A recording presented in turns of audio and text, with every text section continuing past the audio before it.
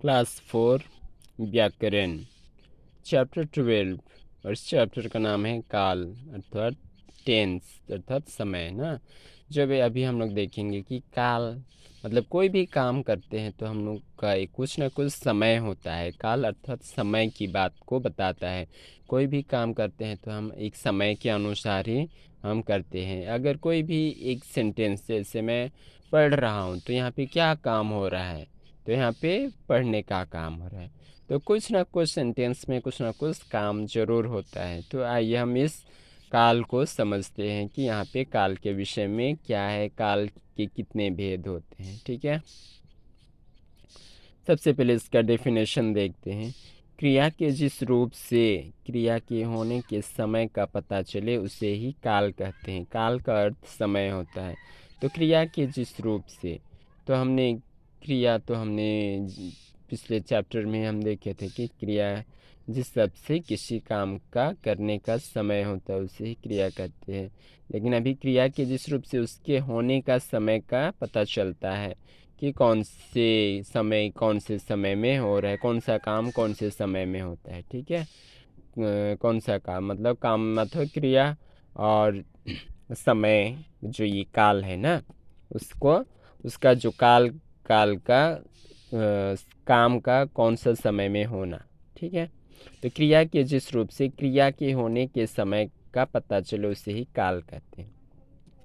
जैसे यहाँ एग्जाम्पल्स दिया गया, गौतम दूध पी रहा है, गौतम ने दूध पी लिया, गौतम दूध पिएगा। तो चिन्हों के नीचे दिए गए वाक्यों में क्रियाओं के अलग अलग समय में होने का बोध हो रहा है।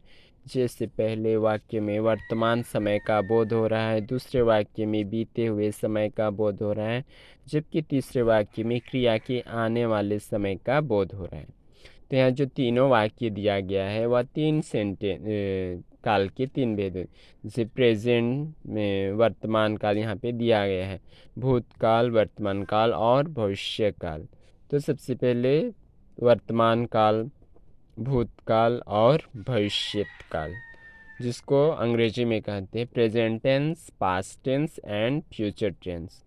तो प्रेजेंट टेंस में अभी जो कोई भी काम अभी अभी चल रहा है ना, हम लोग का प्रेजेंट के समय में, हमारा वर्तमान के समय में चल रहा है, तो वह प्रेजेंट टेंस। और भूतकाल मतलब हमने बीत गया, हमने खा लिया, खा रहा था, तो यानी कि हम कल, आज से पहले हमने 2 दिन पहले हमने कुछ काम बीत चुका था, उसे ही भूतकाल। और भविष्यत काल जो आने वाला है, जो भी काल आने वाला है समय के साथ जो आता है, यानी कि मैं जैसे गौतम दूध पिएगा, तो हो सकता है वह कब पिएगा पता नहीं चलता है ना, तो वह कभी भी पी सकता है, कल भी पी सकता है, या परसों भी पिएगा, या 2 बजे पिएगा, या आने वाला है, कोई भी काम आने वाला है उसको ही भविष्यत काल कहते हैं, फ्यूचर टेंस। ठीक है, तो आइए हम इसको जानेंगे प्रत्येक का एक एक पार्ट्स। जैसे नंबर 1 भूतकाल।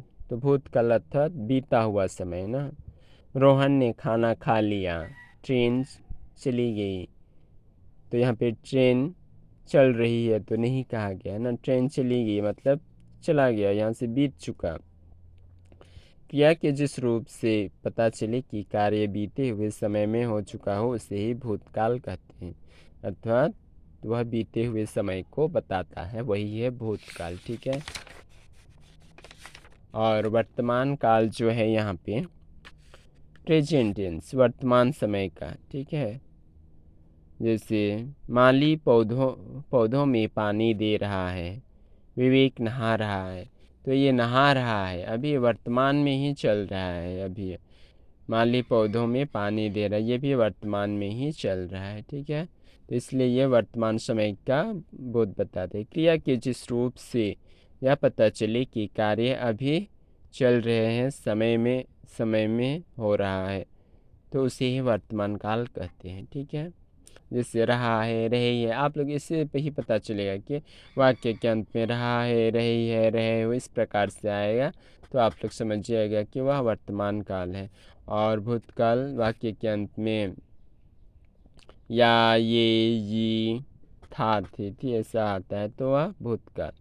और भविष्यत काल में आप लोग देखना वाक्य के अंत में गा गे गी इस प्रकार से स्वर उत्पन्न होता है तो वह फ्यूचर टेंस भविष्यत काल है। ठीक है, क्रिया के जिस रूप से यह पता चले कि कार्य आने वाले समय में होगा उसे भविष्यत काल कहते हैं। तो काम आने वाले समय में होगा वही है भविष्यत काल। ठीक है, तो इतना ही था तीनों टेंस का थोड़ा छोटा छोटा डेफिनेशन और उसका एग्जाम्पल्स थे। तो आप लोग तीनों डेफिनेशंस को अच्छी तरह से समझ गए होंगे कि वर्तमान काल वाक्य, आप लोग जब भी कुछ वाक्य बोलते हैं तो वाक्य के अंत में रहा है रही है, जैसे मैं पत्र लिख रहा हूँ, रमेश खाना खा रहा है, वह जा रहा है, इस प्रकार से आप लोग रहा है रही है रहे हो आता है तो समझ जाएंगे कि ये वर्तमान काल है। ठीक है, और मैंने खा लिया, मैंने खाना खा लिया, मैं नहा लिया, मैं दूध पी लिया, या आ रहा है ना वाक्य के अंत में तो वह पास्ट टेंस। था भी आता है, मैं नहा रहा था, मैं वह खेल रहा था, तो इस प्रकार से वह आता है भूतकाल।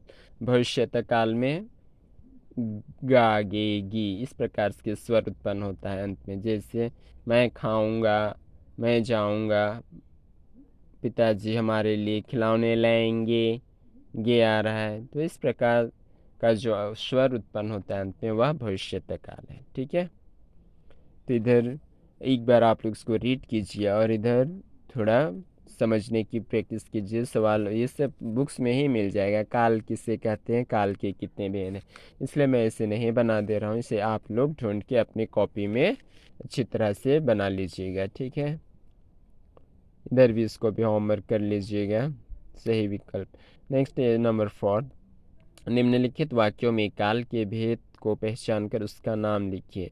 जैसे यहाँ पे सेंटेंस दिया गया उसको आप लोगों को पहचानना है।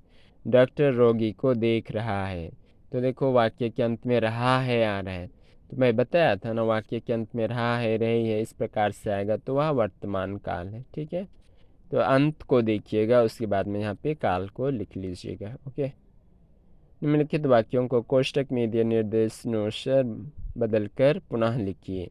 मैं रविवार को आगरा गया था, तो यह भूतकाल है। था, थे, थी इस प्रकार से आता है तो भूतकाल। ठीक है, प्रत्येक के लिए एक एक वाक्य अपने शब्दों में लिखिए। तो ये एक वर्तमान, भूतकाल और भविष्यकाल, तो एक एक वाक्य आपको तीनों काल में लिखना है। जैसे मैं पढ़ रहा हूँ, मैं पढ़ रहा हूँ आ रहा है ना, तो वर्तमान काल भूतकाल में मैं पढ़ रहा था, मैं पढ़ लिया ये भी होगा। ठीक है, मैं पढ़ूँगा ये भविष्यत काल।